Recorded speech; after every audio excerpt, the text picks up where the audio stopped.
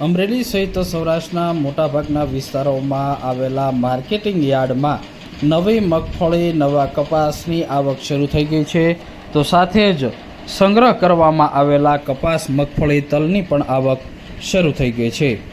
આજે અમરેલી માર્કેટિંગ યાર્ડની અંદર મોટી સંખ્યામાં ખેડૂતો માર્કેટિંગ યાર્ડ ખાતે પહોંચ્યા હતા, સારા ભાવ મેળવ્યા હતા। સિંગ મઠડીનો ભાવ આજે 912 રૂપિયાથી 1103 રૂપિયા સુધી નોંધાયો હતો।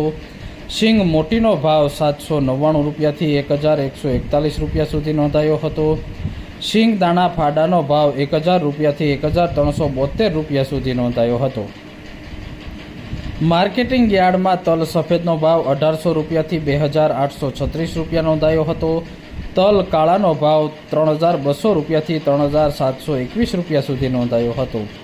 તો તલ કાશ્મીરીનો ભાવ 2385 રૂપિયાથી 2950 રૂપિયા સુધી નોંધાયો હતો।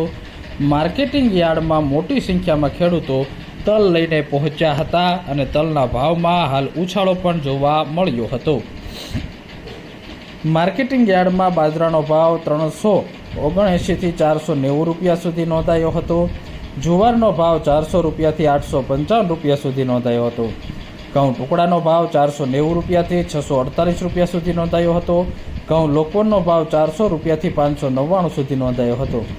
મગનો ભાવ માર્કેટિંગ યાર્ડમાં 1508 રૂપિયાથી 1604 રૂપિયા સુધી નોંધાયો હતો। અડદનો ભાવ 1070 રૂપિયાથી 1795 રૂપિયા સુધી નોંધાયો હતો। ચણાનો ભાવ 1175 રૂપિયાથી 1430 રૂપિયા નોંધાયો હતો।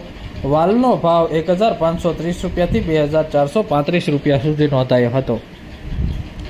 તો સાથે જ આજે માર્કેટિંગ યાર્ડની અંદર કપાસની પણ આવક નોંધાઈ હતી, ચણાની પણ આવક નોંધાઈ હતી। મોટી સંખ્યામાં ખેડૂતો માર્કેટિંગ યાર્ડ ખાતે પહોંચ્યા હતા, સારા ભાવ મેળવ્યા હતા। માર્કેટિંગ યાર્ડમાં કપાસનો ભાવ 935 રૂપિયાથી 1689 રૂપિયા નોંધાયો હતો। એરડાનો ભાવ 1015 રૂપિયાથી 1157 રૂપિયા નોંધાયો હતો। જીરુનો ભાવ 3600 રૂપિયાથી 4717 રૂપિયા નોંધાયો હતો। રાયડાનો ભાવ આજે માર્કેટિંગ યાર્ડમાં 1010 રૂપિયા સુધી નોંધાયો હતો। તો સાથે જ ધાણાનો ભાવ 1005 રૂપિયાથી 1340 રૂપિયા સુધી નોંધાયો હતો। માર્કેટિંગ યાર્ડમાં આજે સોયાબીનનો ભાવ 788 રૂપિયાથી 848 રૂપિયા સુધી નોંધાયો હતો। તો રજકાના બીનો ભાવ આજે 5390 રૂપિયા સુધી નોંધાયો હતો।